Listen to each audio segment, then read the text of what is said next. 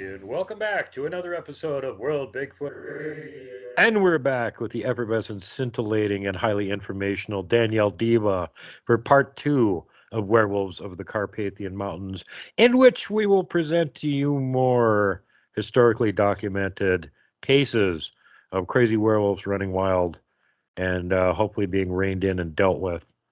And with that, I'm going to turn it over to my lovely guest on the show, Danielle Diva. Welcome back.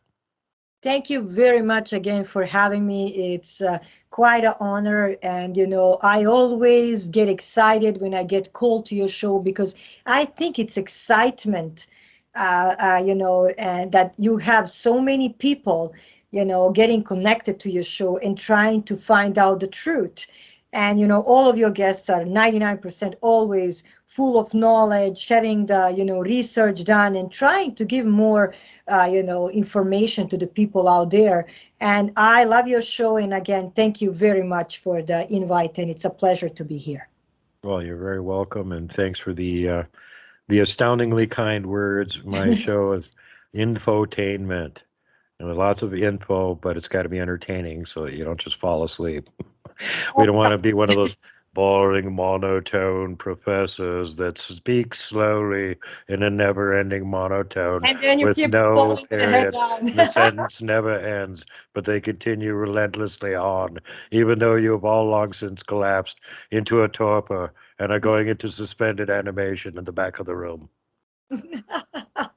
And that's what I was saying. Continue talking. I'm going to fall asleep. That's what's happening. Yeah. I think it happens to each and every one of us when we were actually in a school. It doesn't mean maybe that we always didn't like the subject. Maybe the teacher didn't know how to, approach the kids and bring the subject on and made it interesting. And that's why, I love now shows like this, podcasts like this, where people can actually share the information and gather the information and learn more about what's out there. But talking about the werewolves, I know this is something that you did get in connection with me and with some people that are working with me in my team regarding the European stories, the Balkan and the Eastern Europe and the entire Europe when it's coming to the werewolves. Well, the werewolves were always part of this culture.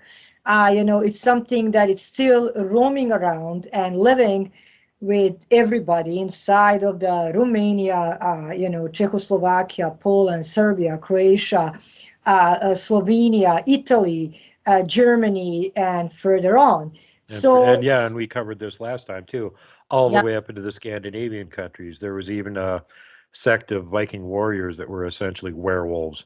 Yes. So it's just a reminder for people to know that this is not something that was just a fairy tale. This is part of the culture, folklore, and something that also stayed not just as a story, but as a fact that did carry on and that it's happening even today. As we think about that, every day almost there's more and more people and that are victims of these encounters or basically getting the shock and trauma, seeing maybe their sheep are being attacked, the village, or many of these stories also did happen recently by the graveyards.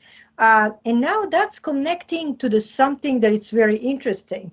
If we're talking about dogman and we are connecting to the shape shifting, we do see a lot of times that encounters with the dogmen are happening in the shapeshifters. It's happening basically beside the graveyards because Aboriginal people and especially the medicine men, they were capable calling and using these superpowers, changing the shapes and actually protecting their, basically the grave sites. And this is the holy ground from them.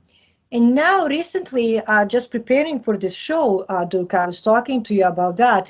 I found out that more than couple of the new encounters that were actually recorded in the news, that were recorded in the newspapers, and we're talking about regular newspapers, so not these propaganda or tabloids that we joke about and we have fun.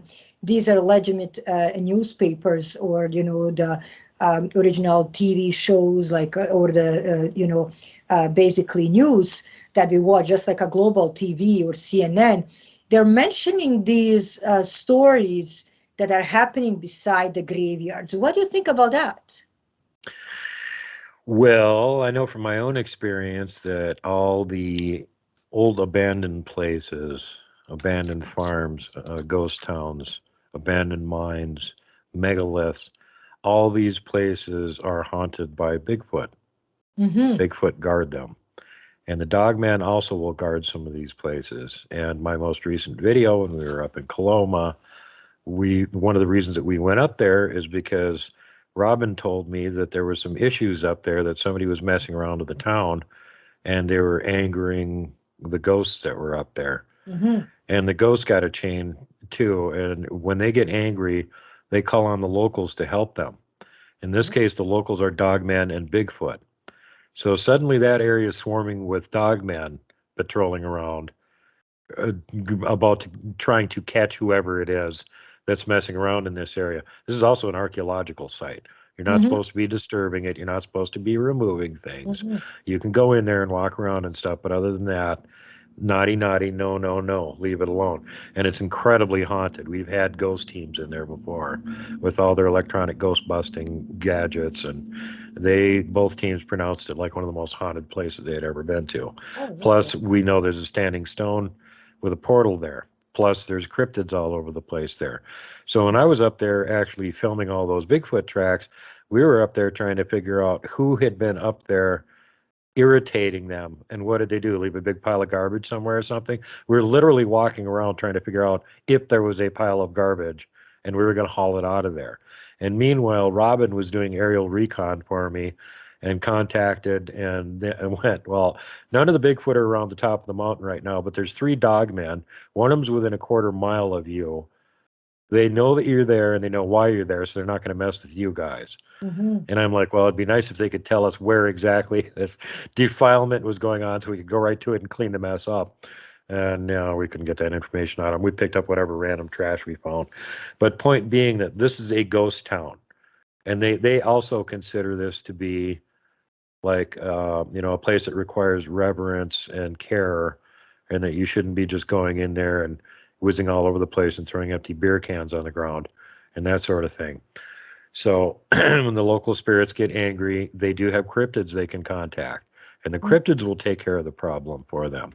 And keeping in mind, this is the same trip where I filmed that 31-inch track that might have been a giant. And we found another 4-toed track about 7 feet away from it that was 22 inches. It pretty much matched the track Michael had found about a mile and a half away from there a few years ago.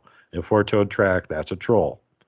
So we got some really dangerous big cryptids up there patrolling the area right now that normally aren't there.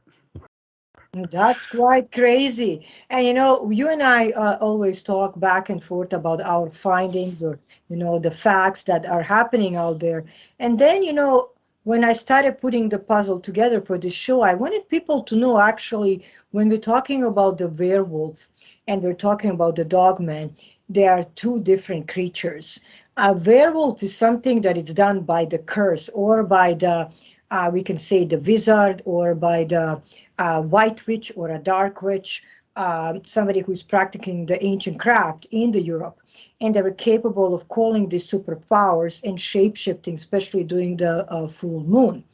And now, if we're talking about the dogman, that would be the creatures, probably prehistoric creatures that were roaming around, around these lands for already a long time. And now they're maybe showing up more than often because of certain reasons. Maybe, they want to give us a message. Maybe, there's changes in the earth core because there's so many earthquakes.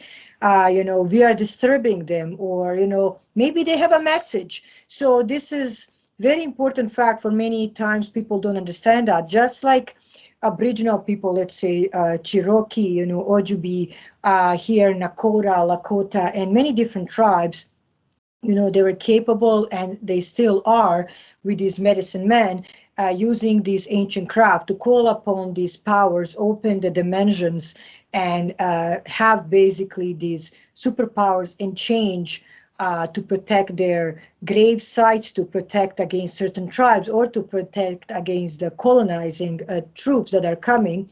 It was the same in Europe. So usually these were called the witches or the wizards.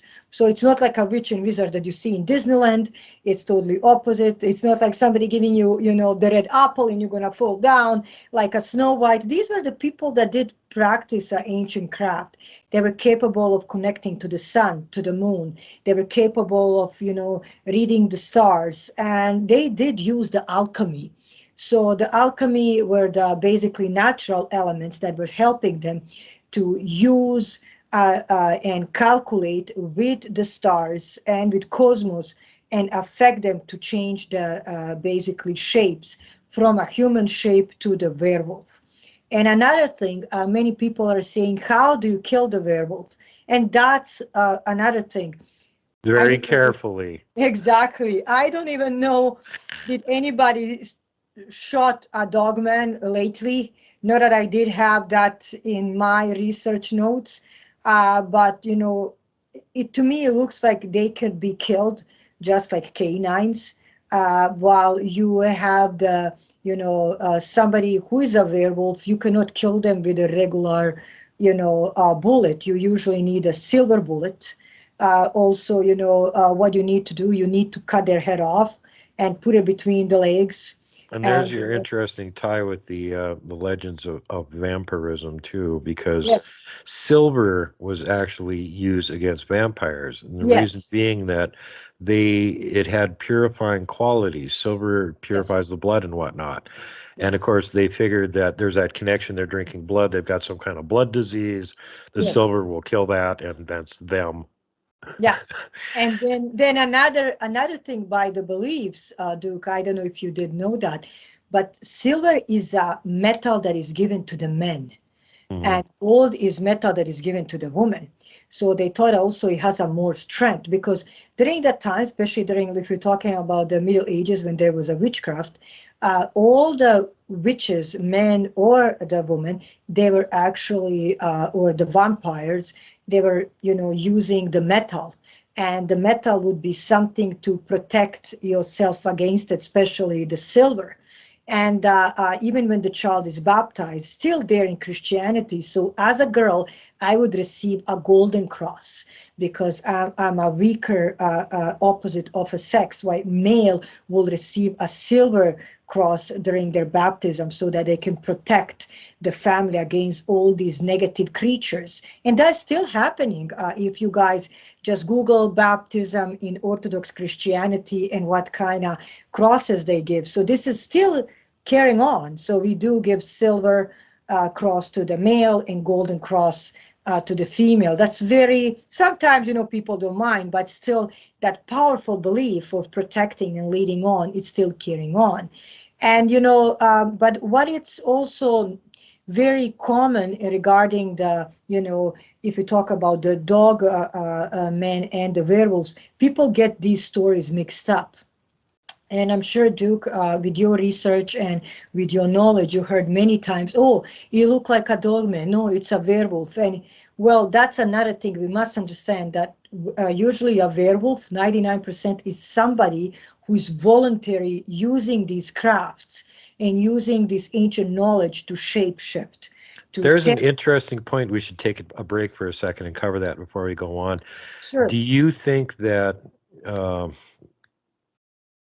I mean, yeah, like the vast majority of those that are werewolves are going to be there because they want to be there. They want to be a werewolf. Skinwalkers, absolutely. They're doing it on purpose. Evil cults that can turn people into werewolves. Do you think that it is possible to actually curse somebody that doesn't want to be cursed? Yes. To be a werewolf. That's what's going to bring me to a very important story.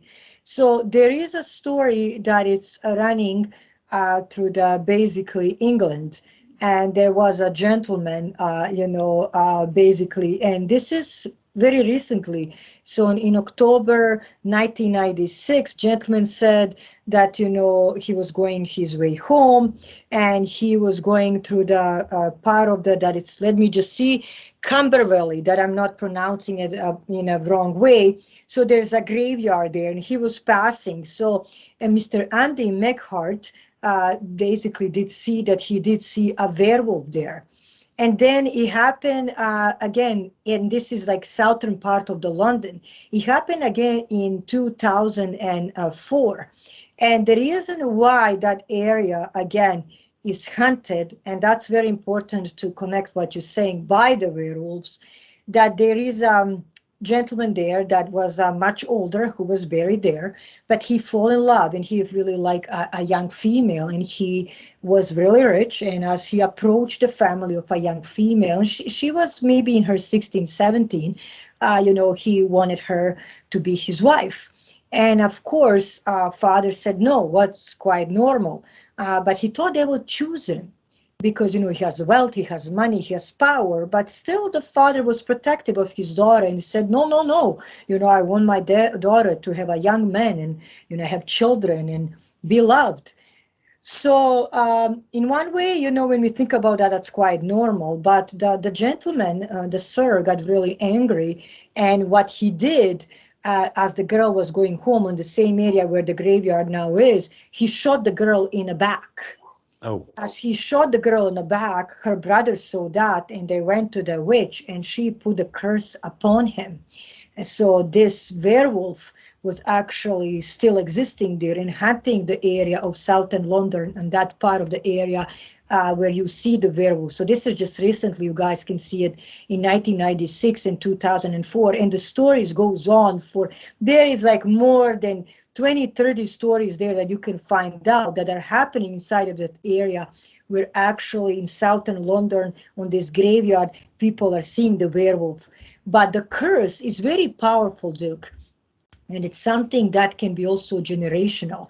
So let's say I play a curse on somebody. If I really do it well and I know my craft, it's not going to just carry on you. It will go on to your, let's say, bloodline. So I may use that it goes to your son. I may use it that it goes to all of your family or to your daughters or actually to every second born or the third born. So it depends how much power when it's coming to alchemy. And this is not hocus pocus, you guys, or Disneyland. This is something that is happening even today. I'm sure many of you did watch many of the historical movies on Discovery Channel. There was even a gentleman, I forgot the show, he was the only one who survived, and his son, because there's a curse upon him that was placed because his family had a cotton field, and then the ladies that were slaves, they were abused, and then one of them, she actually placed a curse upon the family by voodoo, and he said all of the male died, and basically he was the only one who survived, and now it's his son. And it was on Discovery Channel. I honestly don't know that he got rid of the curse, but curse is something very serious, Duke. And yes, if you place a werewolf curse upon one person, it will go on. It just needs to be done by somebody who knows alchemy. Now, alchemy is an ancient craft. It's not something that will make this cup disappear, like you see, like David Copperfield does. It's something that it can be done instantly, and it can be done, in a second or over the time. So becoming a werewolf over the curse, it happens maybe even today. In some cases, I heard that people did die because of the curse. And sometimes people come talk to me regarding different curses, but those can be generational. They can be deadly. They can be that you are tied, that you can never have a family, that you never marry, and etc. But werewolf curse does exist, and it still roams around Europe. Yep, and of course you get the reports from North America too, and they go back a long ways. Look at the down in the southern area of the U.S. where you've got the old legends of the Rougarou and the Cajuns down there. Oh, Rougarou is just a Cajunization of Loup-garou from France. And then, of course, you go back to France proper, and they had all kinds of werewolf reports there. And also the report of that, whatever the heck thing was, the Beast of Gévaudan that killed somewhere between 80 and 400 people in like 3 years. I mean, holy bleep. Was there any people left in the area when that thing was done? That was bad news, Horrible, horrible. And that's true, and there is people even up to today. We are not talking about people that have some issues and, they're mentally unstable, that do come to certain, doctors, priests, and we can say other people of the different kind of trade, and they say, I have a curse upon my family. It doesn't have to be a werewolf curse, but it can be, like you're saying, a different kind of curse. But werewolf curse exists still around the Transylvania, still runs around the villages of Lopovo, that's inside of the Courier magazine. For example, there's a story about Miloš from Lopovo. Now, this is a news magazine, Courier, where actually they're called a little evil. So what happened, this gentleman in Lopovo, it's a village, he was passing beside the Turkish graveyard. As he was passing beside the Turkish graveyard, he did see the werewolf, and the werewolf started chasing him. And he said that, he could see his teeth and that he attacked somebody and that he was probably bringing some victims. But even up to today, that village does believe that that Turkish graveyard is cursed. And it's cursed because of, at that time, fights between the Christians and the Turks. And that curse is saying, that, if you continue doing so and so, you may turn into the werewolf. So basically, many people avoid that area, but many people reported that in that kind of area, you can see the werewolves up to today. And basically, the news magazine Courier went there, and they did a huge research, and they said you can feel the different energy. You can hear the howling during the basically full moon. And then even the villagers, they would, try to protect themselves using the silver on the door.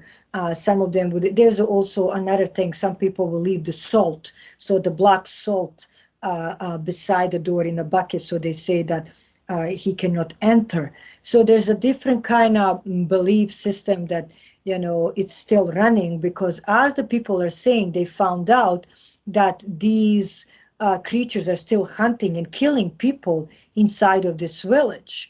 And that basically one day, and that's when the Courier magazine came, that they did see that in Lopovo, these basically sheeps that were like a herd of the sheeps, there was more, or 10 or 20 or 30 of them were killed by this creature that was running as the moon was going away, running over the hill. So, and that basically, the gentleman who was guarding the sheep ran away, saying that he did see the werewolf. So like you're saying, is it something that's happening today? It's happening almost every day. Then we have Sao Paulo in Brazil. No one knows still what attacked somebody over there. Was it a dogman or the werewolf, or was it really something that we do see every day? I personally think that we do have werewolves and the dogmen every day, because we do have curses that do carry on over the centuries, over the time, that run through the families, or the area and the land that is cursed, and or somebody practicing the alchemy in a bad way. And then we also do have the dogman that is coming from a different dimension, or it was basically hidden there and coming to these caves, these tunnels, just like a Bigfoot, to show that he's there because we are disturbing his land.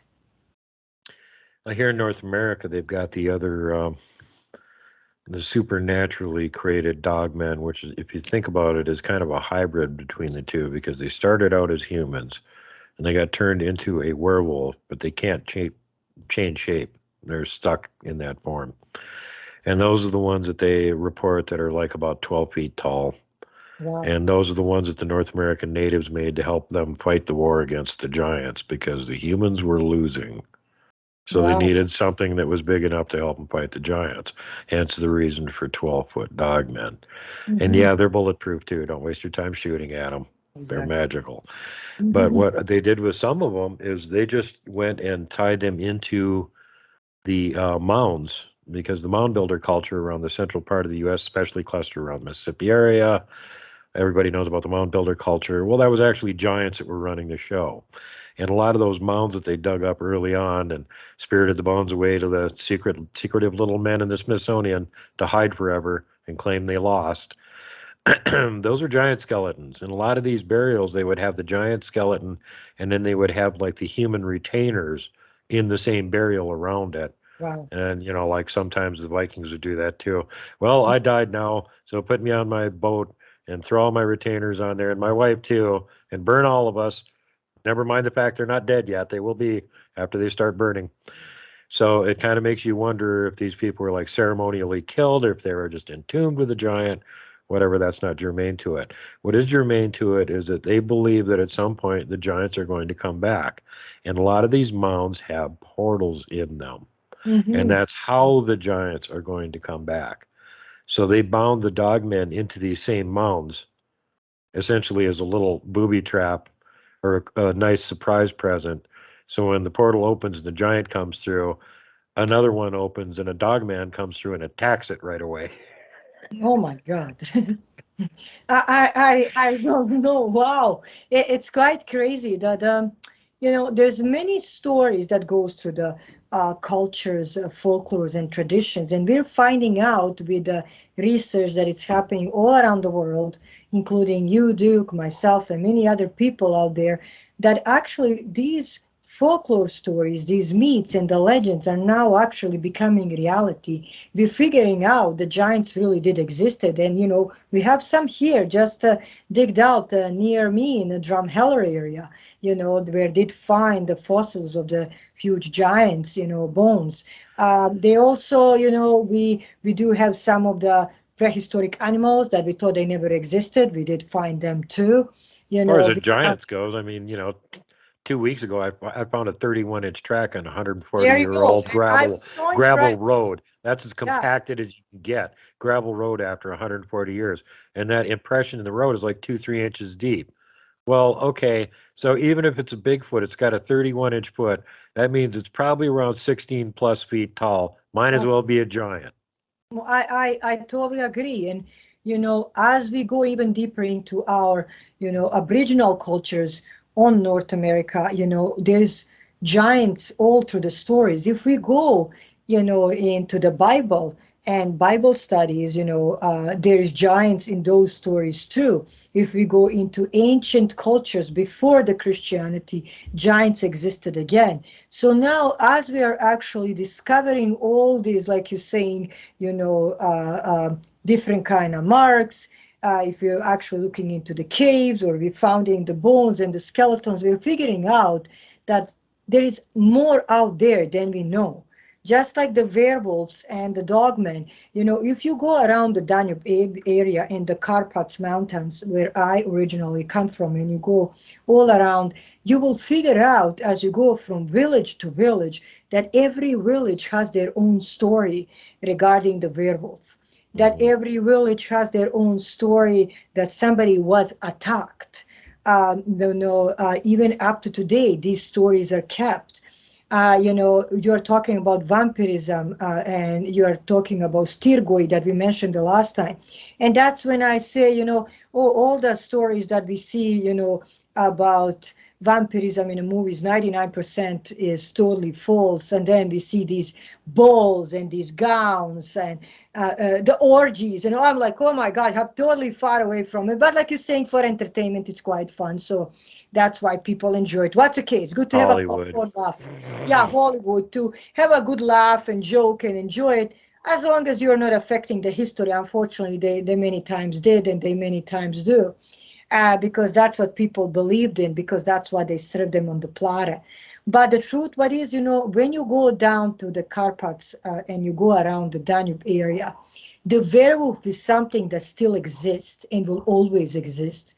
There's many villages that are still around the Danube area attacked on every almost full moon. Villages are locked inside of their, basically inside of their own doors. There's certain, like you're saying, the protection, the garlic, the silver bullet, the silver knife, and many different kind of things. The reason why, because you also must understand these are the people that have old cultures. Just like a lot of times people just talk about Egypt. As much as I love Egypt and the ancient history in Egypt, we must understand that these people that live around the Danube and the Balkans have some of the really old ancient history and the culture. They also have the gods prior to the Jesus Christ himself. and they did believe in many different kind of angels and demons, and they were calling upon them, and they had not just one god but many different kind of gods. So when you bring the werewolf into this story, Duke, it's something that is still hunting this region. And recent attacks just happened. For example, if we talk in Croatia in 2016 in Šibenik, that's just on the Mediterranean Sea.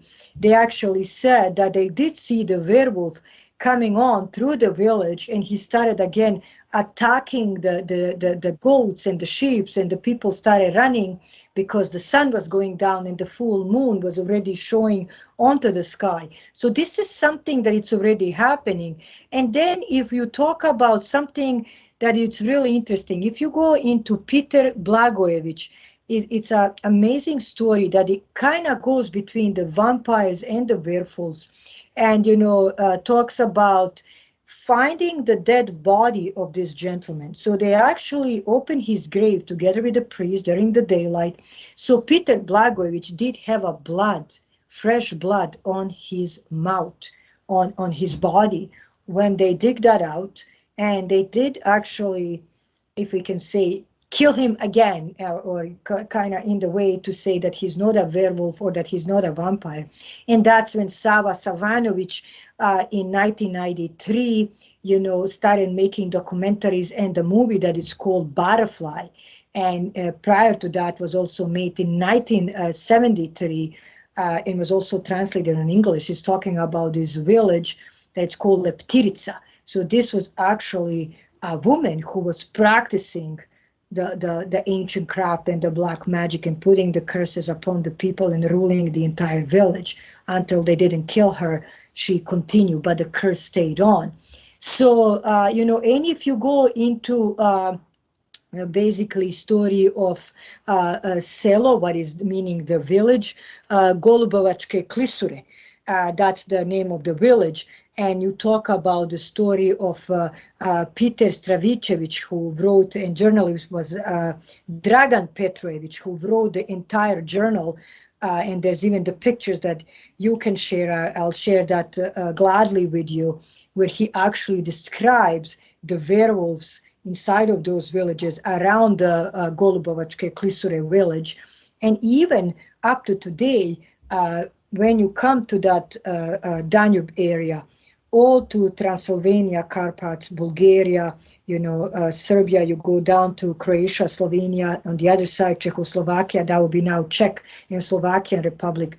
Werewolves do exist, and they come, on their own way, and they still live and they still hunt.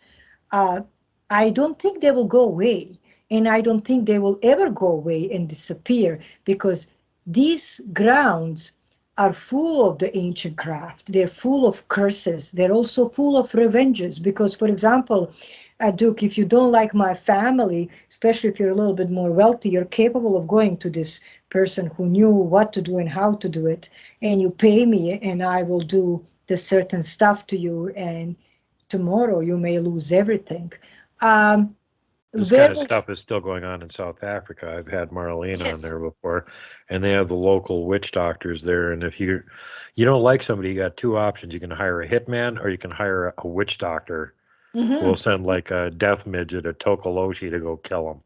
Yeah, and it's still happening. Just recently, again, I'll mention it, ladies and gentlemen. You can find it on just put Black Wedding. That was the newest movie that was made also on exactly the fact by the killing of the gentleman who was cursed, and he killed more than a couple people inside of the village because he had a curse on. And there's the entire full movie that every fact was made inside, by the investigation of the police, by investigation of the hospitals, by investigation of the researchers, and they figured out actually that Vlasi, this is the part of the, another group that does practice the basically the black magic that did put a curse upon this gentleman. This is just recently, and it's quite interesting if you dig on it.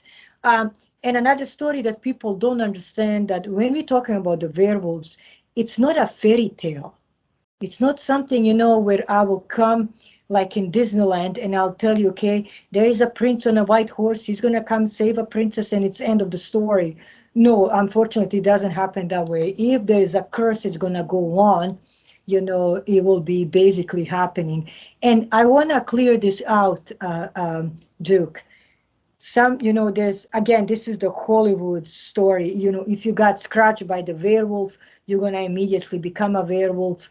If you know, you actually have to be bitten by the werewolf, or you have to be cursed by these, we can say, the witch doctors, or I can call them the alchemists, because people that don't know, this is not something that you see in the movies. This is alchemy. Alchemy is an ancient craft, using basically the herbs, using everything that you can find in nature, using cosmos, the time, and all different kind of natural elements to call upon the nature and its powers. Most So of our science came from people that were actually alchemists that exactly, wouldn't admit it because the church would have burned them.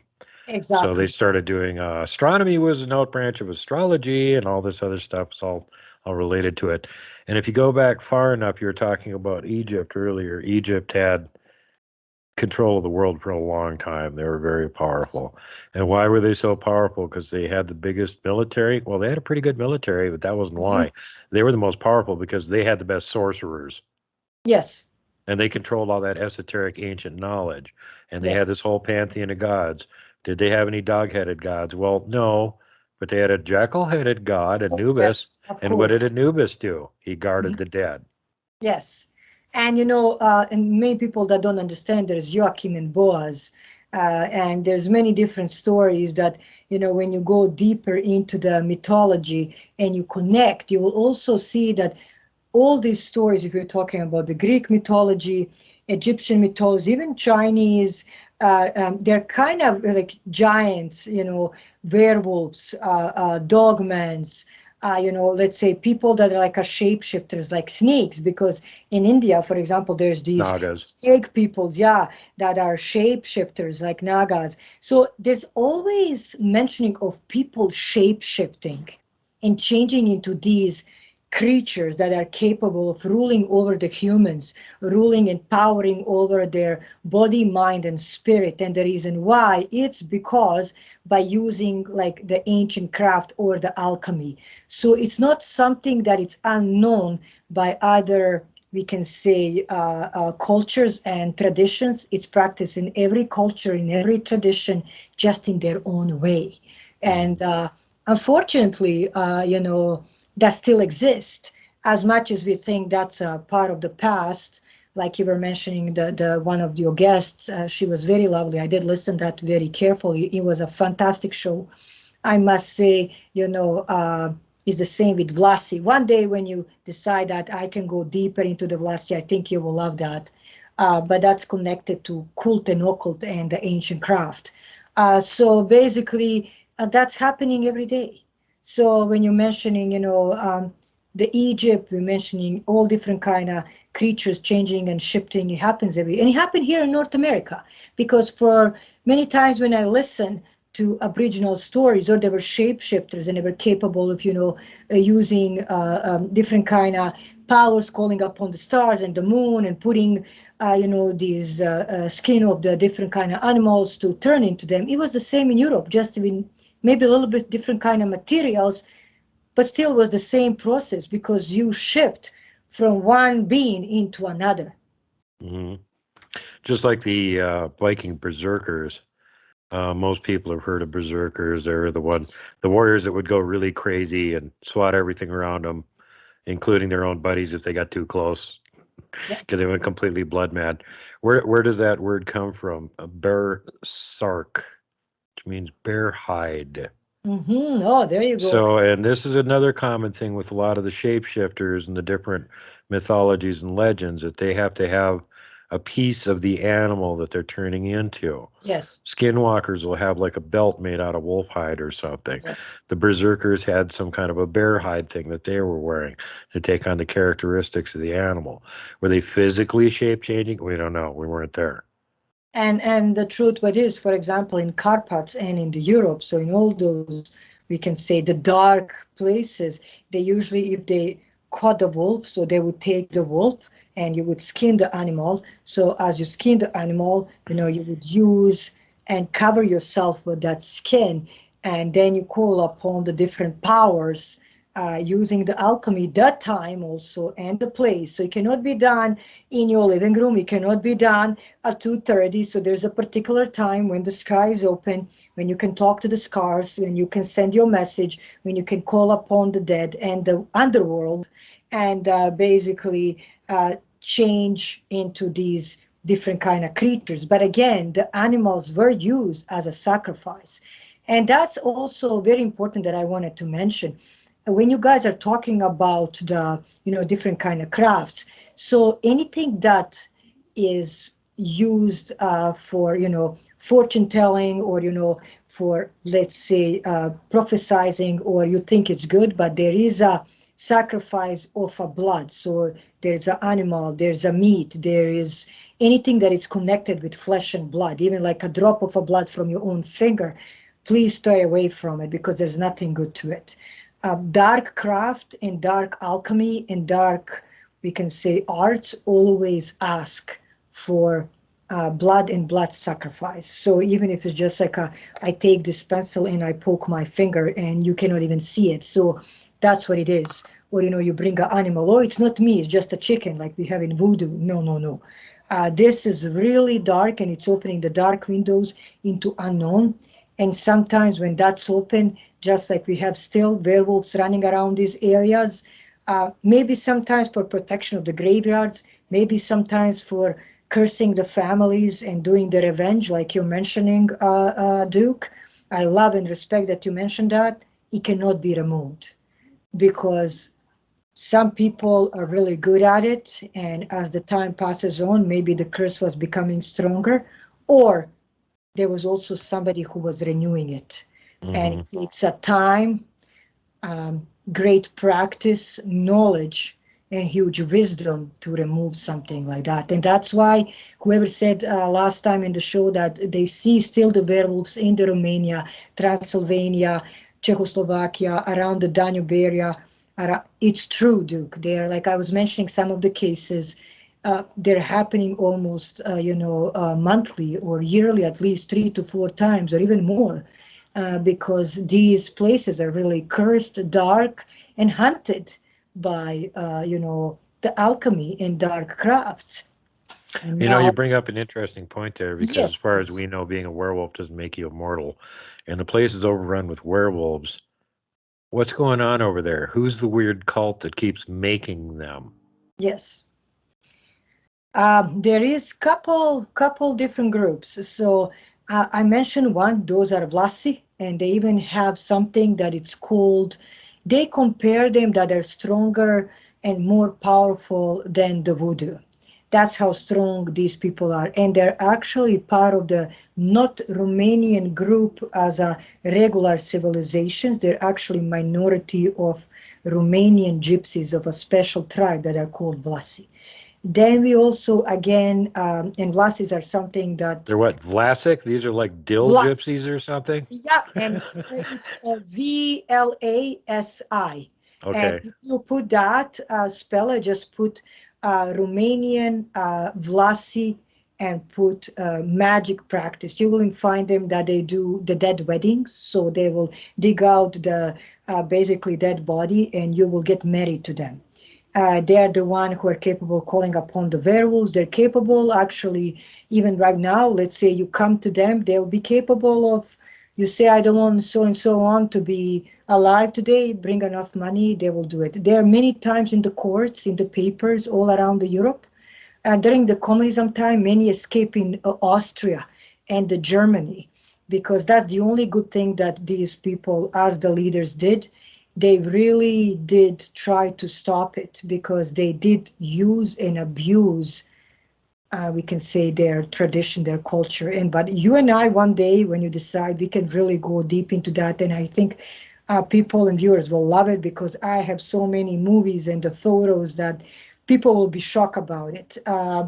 And then again, we have something that probably you guys heard about, and I'll mention the name. We call them babas, but those are the babas of craft, of babas of magic. So they will pretend they're good, but actually they were capable of practicing this from one generation to another. You mean Um, like Baba Yaga? There's a yeah, Baba for you that you don't want to run into. Baba Yaga is something that it's very mythological, but we still do believe. Yeah, You can't and tell me that. I met yeah, her. She's real. I know, and it's something. If we want to compare it, that would be something like for you guys, like you call banshee. So, but Baba Yaga is another story that I think we can spend hours about it. Like I'm saying, many people that don't know the Europe, they don't know how powerful some of these people are. And I invite you guys, as you're watching this show, just to type in Vlasi, so it'll be VLASSI, and just put Romanian gypsies and their magical crafts. When you enter that, you will be shocked. From werewolves up to killings and many different things, they even have a special military force that is trying to stop them doing all this kind of nonsense. So that's some of them. Jeez Louise, you're really a problem cult when they got your own military branch trying to Oh wipe you yes. out. So it's pretty scary, and that's where the last movie, Black Wedding, is coming from, because all the facts and everything is coming basically from the recent story where one of the gentlemen was used for their own purpose to kill certain people in the village, and this is a fact. So he ended up being on the national television. That's how basically dangerous this can be. But going back to the werewolves It's and the dog, interesting that you mentioned the roundup of the gypsies in World War II, because yes, that's one of the things the Germans did that people are always kind of like, why did they do that? yeah. Well, maybe you just gave us a good reason why they did that. When it's coming to that, I personally think, you know, when it's that's a totally different story. But I personally think that they were also scared of them Oh because, yeah, well if you think about it, they had like Heinrich Himmler who was totally into all the magic hokey pokey and yes, other members of the Vril yes, Society, Thule Gesellschaft and all of that. So they were like actually sending out troops to go investigate this stuff all over the world yes, and bring back holy relics and stuff.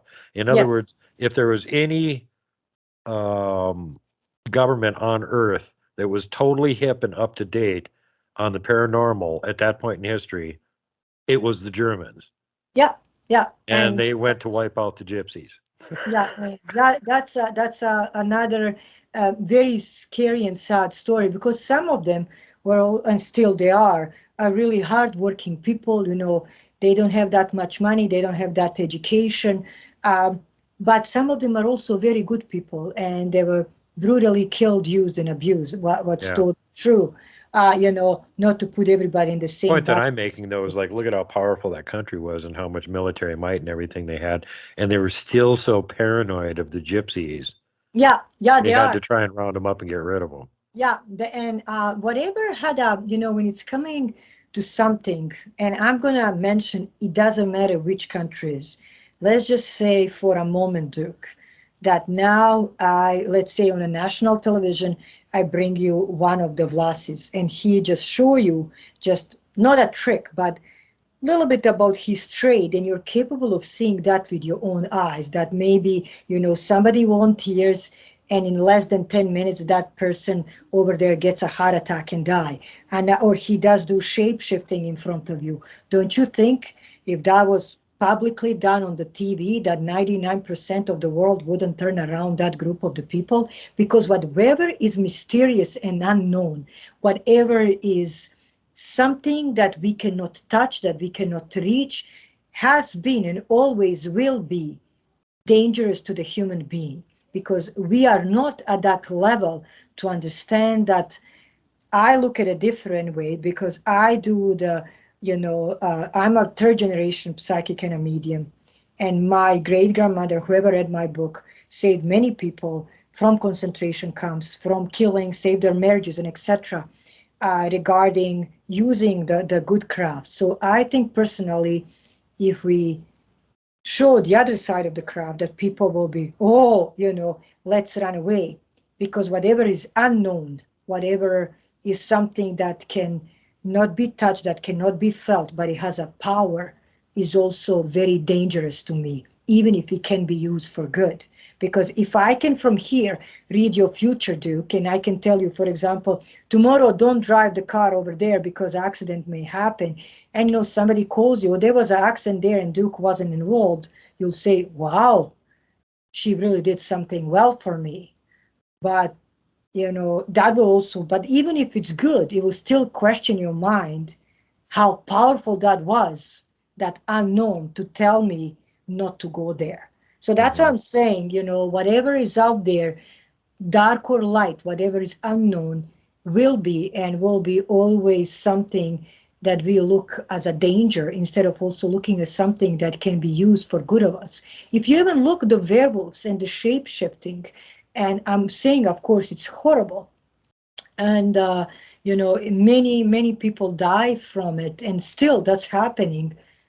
But I think if we go deeper into the research and we start digging about it, maybe we will be capable of opening the doors of unknown and figuring out more about our ancestors, about these civilizations, about dogmen, about the werewolves, about vampirism, maybe even extraterrestrials themselves, because all these, basically, we can say, masters of craft did know how to connect with these unknown beings. Right.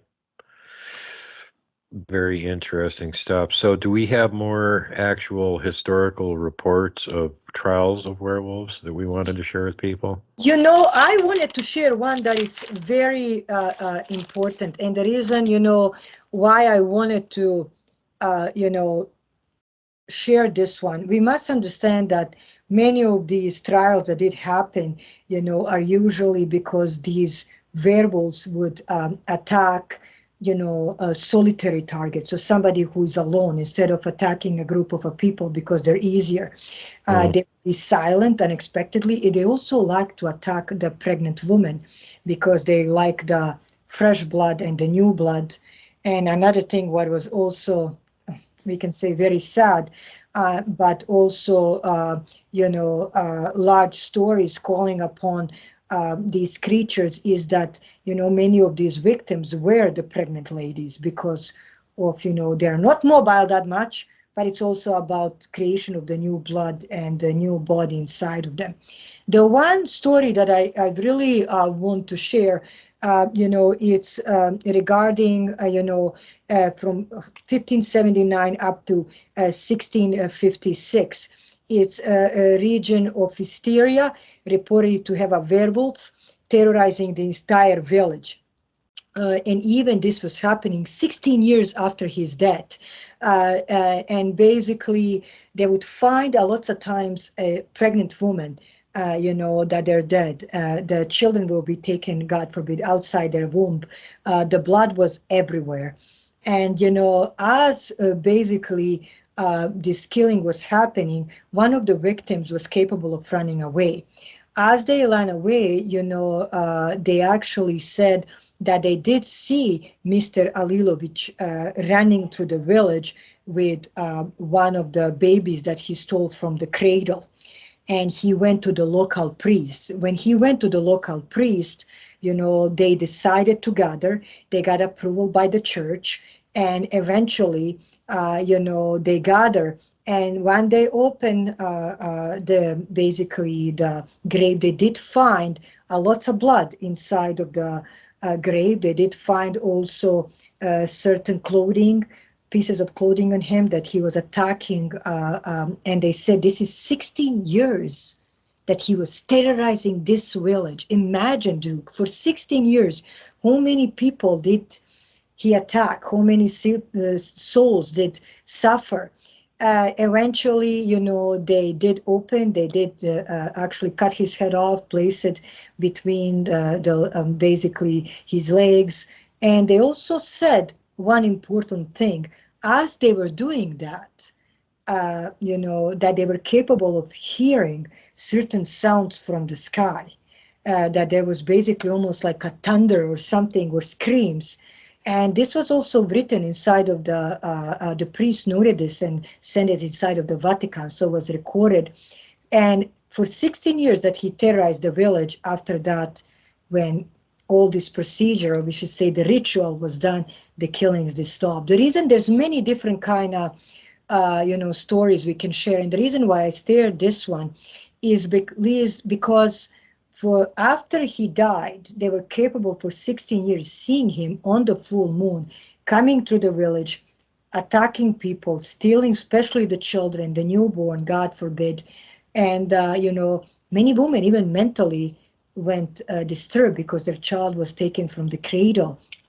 And when they will go to the priest, they will say, oh, she lost a baby, she's not okay.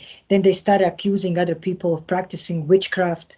And that's when all this nonsense was happening, because at that time, this is a medieval time when everybody can accuse everybody. Oh, you're a witch, and you do this, and you do that, right? So finally, when Jure Grando Alilovic was, discovered and recognized by many people, and they went to the local priest, and the priest got approval from the higher cardinals and officials to open his grave. This was also written inside of the Vatican, papers as a historical fact that there was a werewolf in this kind of region. But many of them also happened in Moldova.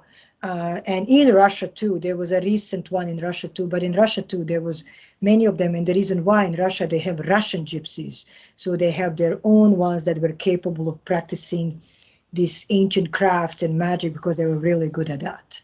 Starting to see some kind of a trend toward gypsies and werewolves being connected. That's true. That's true. And you must understand something. We in Europe do have something that we call high priestess. So something that my great grandmother was, and further on. Those would be, we can say, a local woman that were capable by being recognized with their powers, that are capable of doing astral traveling, that are capable of reading through your mind, that are capable of seeing the bad spirits, connecting to darkness and to the light. And removing. So it will be almost something that you were using in Egyptian ancient time. But then also we have something that is called the gypsy magic all through the Europe.